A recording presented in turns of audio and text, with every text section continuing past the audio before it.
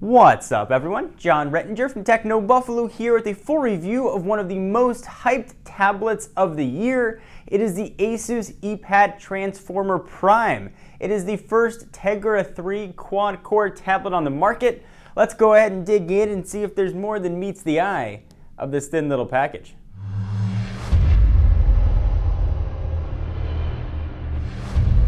So we've had this guy kicking around the Techno Buffalo office for just about a week, and during that time I've had a lot of opportunity to run it through a full gamut of paces, including seeing Asus push out a firmware update which really increased and improved overall performance, and we'll talk about it. So this review is going to talk about screen, speed, battery, camera, design, browsing, some of the Asus add-ons. We'll talk a little bit about the keyboard dock, and then I'll give you a conclusion as to whether or not this is going to be a good buy for you. But before we do that, let me go ahead and remind you what the specs of this tablet are, because there is a lot in this diminutive package. First, what's it going to cost you? $499 for a 32GB model, or $599 for a 64GB model, and it's going to be available in mid-December, so just a few more weeks to wait. It is running Android 3.2 and will be upgraded to Ice Cream Sandwich in the very early part of 2012. Asus hasn't given us a full or an exact date, except to say that it'll be coming very soon. We have seen, though, a proof of concept showing Ice Cream Sandwich running relatively smoothly on a Transformer Prime, so expect that to come again very soon. So from a dimension standpoint, 263 by 180.8 by 8.3 millimeters. This makes that an extremely thin tablet and thinner than what you'd probably call its biggest competitor, the iPad 2. And it weighs 568 grams. It's a tablet, it's mostly a display, and this is a pretty impressive display. It's 10.1 inches, of course that's measured diagonally, LED backlit with a resolution of 1280 by 800 with something Asus is calling Super IPS Plus. We'll talk a lot about the screen though during the review. And it's all augmented with Gorilla Glass. Battery, Asus claims you're going to get about 12 hours. Of course, it's got the Tegra 3 quad-core chip in it. It's got 1 gig of RAM, 32 or 64 gigabyte configurations. On the back of it, 8 megapixel camera right there that can shoot full 1080p video. And on the front, it's got a 1.2 megapixel shooter living right there in the middle. No word yet on 3G availability. This particular model is just going to be Wi-Fi only, and that's 802.11bgnn. All right, so we ran through all the specs. I'm gonna take a deep breath. Let's go ahead and first talk about the screen. That's one of the first things that I noticed when I started using the Transformer Prime. The Super IPS Plus panel is absolutely beautiful, and that IPS Plus name is just something that Asus kind of came up with. But whether they made up the name or not, it translates to an absolutely gorgeous display with incredible viewing angles, actually. So you can see the home screen right here. I'm basically going to catch on video. And as I go ahead and move it, you can see it rotate. That viewing angle is still really impressive. Whether you're viewing it from the side, almost at a full angle, you can still very clearly see the screen. You don't get any sort of washout. Now if I pull up a website and do that, where there is actually content there, you still get that same effect. Even while you're viewing text or not viewing text, the viewing angle here is absolutely tremendous as it rotates all around the screen. You're also going to have pretty good outdoor visibility as well. There's some custom Asus settings that improve that, and all that's going to do is increase or decrease the brightness. And we'll talk about those Asus settings as we move along. But if you do a lot of your tablet viewing or movie watching or typing or internet browsing outside, you're going to be able to get pretty decent viewing on this, so including those that like to read books as well. Images and video also look really nice on here, so let me go ahead and show you some. I'll go ahead and jump into the gallery. Let's go ahead and take a look at some of the photos that Asus has so graciously loaded on here. I love the beach. Let's take a look at some beach images. And obviously there's a little bit lost in the translation coming from the tablet to the camera to YouTube, depending on what quality you're watching this in. But the screen here does look absolutely beautiful. Pinch to zoom is obviously very quick. As you scroll through and see different images, you can hopefully see how bright and vibrant this is. There isn't any sort of pixelation even as you zoom in. That's probably representative of the image here, but also the quality of the display. Still images look absolutely great, but what about video? If you want to watch a decent amount of video on here, as I'm inclined to think that you do, video looks great on here. So let me show you some of the default ones that Nvidia has loaded on here. Let's show this one. Go ahead and tab it. Video on here is absolutely tremendous as well. And again, you could probably surmise that from how nice the still images looked. The moving images also look very, very nice. So this is always a good video to watch. Looks like a trailer for something probably worthwhile. So go ahead and exit this. Still images and video, absolutely tremendous. One of the strongest points of the Asus ePad Transformer Prime. So no need to worry about watching video or how it is going to look. What about text, though? We're probably spending a lot of your time looking at websites and viewing text. I'm going to go ahead and show you what that looks like. Let's go ahead and open up Google Books. It's going to open up the last book I was reading, which is Alice in Wonderland, but it's not, so I'll go ahead and open that up. These are sort of the free books that come with Google Books. And you can start to see one of the small problems and glitches that I've had with the Transformer Prime. There we go. Oftentimes, taps aren't always registered. It happened relatively infrequently, probably 1 out of every 40 taps. I had to actually tap it again. But of course, you saw that right here on camera. Text looks absolutely gorgeous on the screen, as you'd expect. And you can increase or decrease brightness depending on what's going to be best for your particular set of eyes. But no problem reading a book here. Of course, pages will turn quickly. But that's all pretty standard tablet stuff, as you would expect. I'm not going to go through any more pages because I don't want to ruin the story for you. So I'll go ahead and go back there. All right, so Tegra 3 quad core, how fast is this guy? So let me explain a little bit about how Tegra 3 works versus how Tegra 2 works. The initial thing is to think it's got 4 cores, it's going to be twice as fast as dual core. And something interesting that Asus has done, they've actually added a 5th companion core to this quad core setup.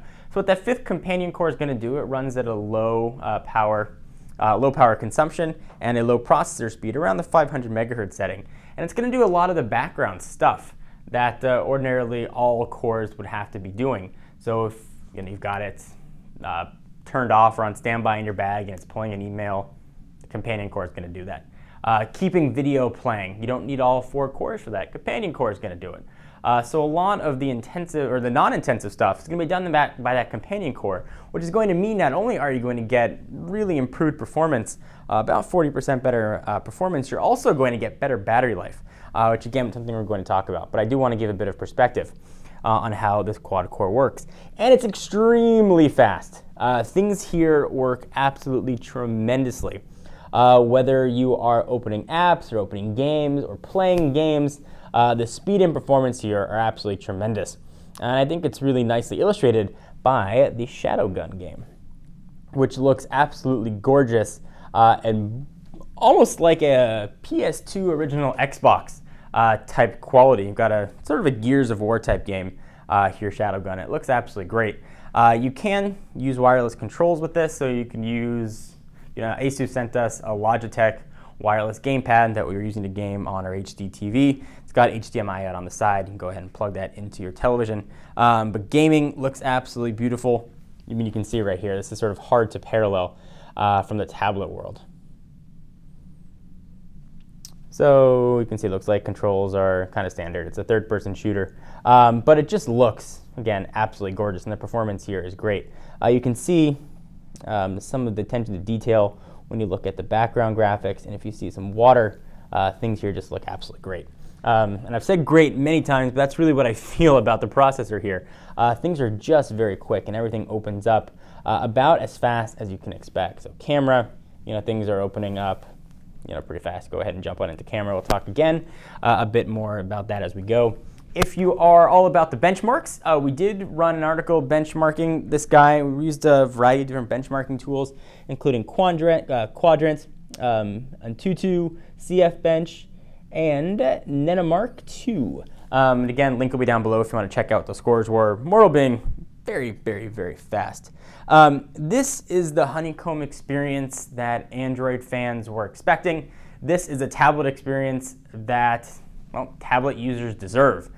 This is honeycomb done right. It's the fastest honeycomb experience that I've seen, and that includes the previous champ, which was the Samsung Galaxy Tab line, highlighted by the 10.1. This thing is faster, it feels smoother, and it feels more elegant. It makes me very excited to think about what it's going to look like when it gets Ice Cream Sandwich and we start getting code and apps that are optimized for quad-core. I think we're only going to get an improved experience. Again, just really fast. So let me go ahead and show you what some of these, the kernel that we're running here, what the operating system version is. I'm sure that Asus is going to be updating this as we get closer to release. As we already saw an update, you can see one of those problems with the screen, as we get closer to an update. So you can see what versions we're running here, Wi-Fi version, camera version, kernel version. The build number is what we saw the update to. So when you saw a lot of other sites that ran reviews on this very early after only having the device for 24 hours, they did not have the most updated version of the build. So I'll go ahead and just wanted to give you a bit of perspective. All right, so you're getting all of this performance. How is that going to affect battery life? Well, Asus is claiming battery life in the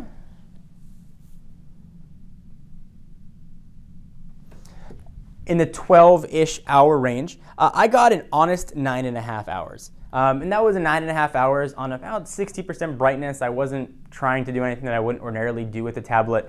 I had 3 emails being pulled down pretty constantly. Pretty heavy web browsing. I obviously watch a lot of YouTube videos on here. 9.5 hours, maybe a little bit more, but almost exactly 9.5. Was really impressive for a quad-core tablet. And when I initially heard that we were going to be checking out Tegra 3, my thought was decreased battery life, more cores, more power. That companion core really makes all the difference. Battery life has been absolutely tremendous. And if you're going to use the keyboard dock, you're going to get actually close to 16 hours of battery life. So no need to worry about how long this guy's going to last in your bag. Let's talk a little bit about camera, and I generally gloss over this when it comes to tablets and phones, but there are some interesting things here. So the camera quality and camera interface, relatively standard here, stuff that you would expect from, go ahead and put something in frame at least, from a modern tablet. You get some settings where you can control exposure, aspect ratio, picture size, and ISO. You can choose your landscape. Go ahead and pick some effects here if you want. You want to choose some flash settings. We've got that set on auto. Where things really get interesting though is you switch on over to video. Let me show you what we've got here now in video. That little pie chart looking thing is actually time-lapse. And you can take time-lapse video, which is kind of neat in different intervals of 1 second, 1.5, 2, all the way up to 60 seconds. So let me show you what that looks like very quickly. So here's the interface, hit record, that starts to spin around, and you can see what it's going to look like. It's taking essentially a shot every second. So I'm going to go ahead and stop that. I filmed one earlier. Let me show you what it looked like. I'll go ahead and jump on in. There's the one I just filmed right now. Go ahead and hit the screen. Let's see where I can find the right video. There we go. So this one was sped up at about 1 second, and that was it. So it looks like you just put it on quick speed. But it's nice the processor can sort of do things like that. I'm encouraged to see what else developers can do with this improved processing experience. Let's go ahead and jump back into the home screen, and let's take a look at browsing. Let me go ahead and load up technobuffalo.com here, and this is going to show you the keyboard, which I am not the biggest fan of from a design standpoint. It's not the prettiest keyboard, but looks are one thing. As far as function goes, it's actually a very functional keyboard. I do like having the full number rows, and when you turn it, it sort of squashes itself, making it look almost like a giant phone keyboard, but it does work very well. That's more of a personal taste. So let me go ahead and check out Techno Buffalo. And we're on a pretty fast Wi-Fi connection here. Browsing was an average experience. This is the one thing that I wasn't blown away with by the Transformer Prime. It works okay. It's not overly zippy or fast. It's about average and on par with other Honeycomb tablets. While everything else the Transformer Prime does is far superior, browsing was sort of an average experience. It can be a bit slow. You see I'm trying to flick and scroll there, and it took a second for it to go. One of the things I do like that Asus did, and I'm moving my finger here for a reason, on the right-hand side, hopefully you can see that little up and down arrow. That'll let me, as I select it, scroll, just grab it, scroll up and down, which I found to be very helpful, considering sometimes the screen wasn't always working with my finger. So something to bear in mind. Let's talk now about some of the Asus widgets. Asus, for the most part, let honeycomb be honeycomb, but really added some nice widgets that you can choose to use. These are some of my favorite add-ons here. And I saw them first with the original Transformer, and they've gotten better here with the Transformer Prime. First of all, they're not in your face, they're not giant. They sort of fade into the background. You can see three emails with the date, the weather, and the location. I like that they don't have a giant border on them. It's mostly a personal taste and an aesthetic thing, but I really liked how they looked. Some of the additions here, you can see the battery, and if you've got the keyboard dock plugged in, I'll tell you what the battery you have on the keyboard dock is as well. Let me show you some of the other widgets that we've got in here. So you've got reminders. You can have all your images sort of show up here as well, and of course you've got the standard honeycomb widgets that are going to come here, but I'll show you what the other options are and some of the other Asus choices.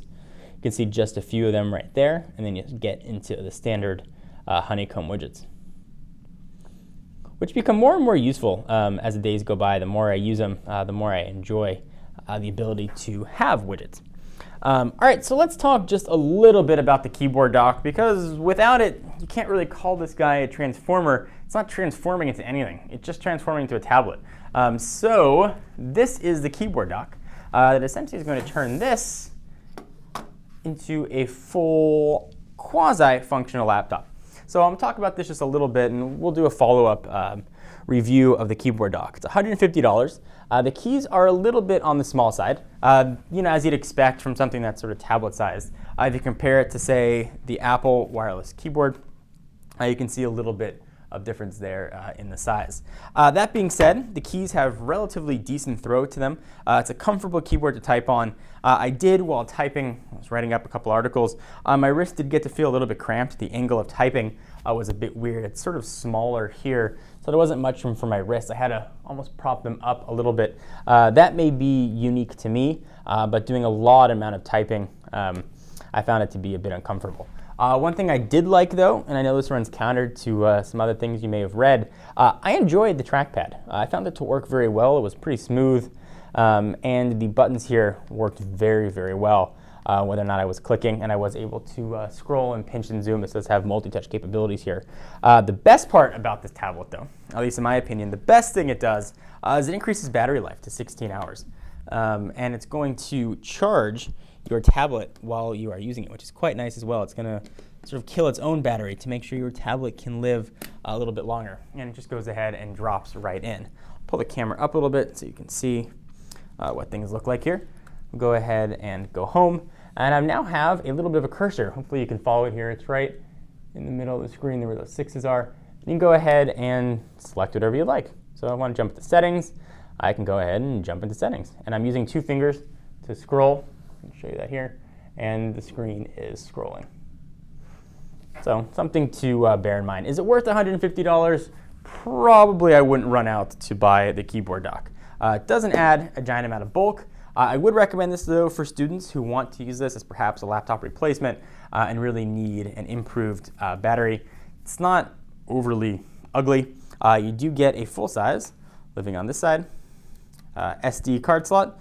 You can go ahead and pop in full-size SD cards, and perhaps even more importantly, and a reason why you may want to consider this, is you're going to get a full USB port there as well. So I'll go ahead, pull this out of the keyboard dock, and we'll continue the review. When you want to eject it, you just slide this thing over and pull your tablet right out of the top.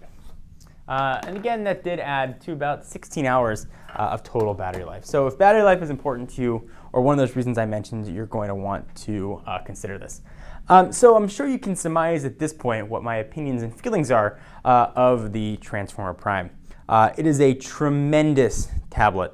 And if I was in the market for a tablet right now, and if I was looking to recommend a tablet to my audience, which obviously I am, I would be hard-pressed to say don't look at the Transformer Prime. It is an absolutely great experience, perhaps one of the best tablets on the market. So whether or not you were considering an Android tablet or not, as you're doing your cross-shopping, give this guy a look. Its future is going to be even brighter with Ice Cream Sandwich, but its present is pretty darn good. It's the fastest honeycomb experience I've seen. I enjoyed using the tablet, was able to keep up with me, and I'm a pretty demanding on my tablets. Overall, it's just been an absolutely wonderful experience, and I give the Asus Transformer Prime 2 very, very, very big and enthusiastic thumbs up. If this is what we can expect from Tegra 3, and this is sort of an example of what we can see from Nvidia coming soon, I am extremely encouraged by what we're going to get from the folks at Asus. It's a beautiful design. The back is made of brushed metal. Despite my initial thoughts that might be plastic, it actually is metal. It's got a bit of an industrial design. It's thin. I love the tapered look and feel of it. The screen, though, is a little bit of a fingerprint magnet, but most tablets are, so don't bring your pizza hands close to this guy, or you're never going to see that screen look the way it should. A few hiccups, though. The screen responsiveness was definitely an issue, something that will hopefully be fixed with an upcoming firmware update. We had some issues initially getting to the dock. There are 2 rubber pieces that were really wedged in there nice and tight with no directions needing to be removed, but consider this a heads up. You gotta remove them. But all in all, very small gripes for an absolutely wonderful tablet. I am John Rettinger from Techno Buffalo, and this has been a full review of the Asus ePad Transformer Prime. For all of our Asus ePad Transformer Prime coverage, of course, check us out at technobuffalo.com, where we have unboxing, reviews, hands-on, rumors, and a ton of other great content. And I'll see you guys in the next video. Bye-bye.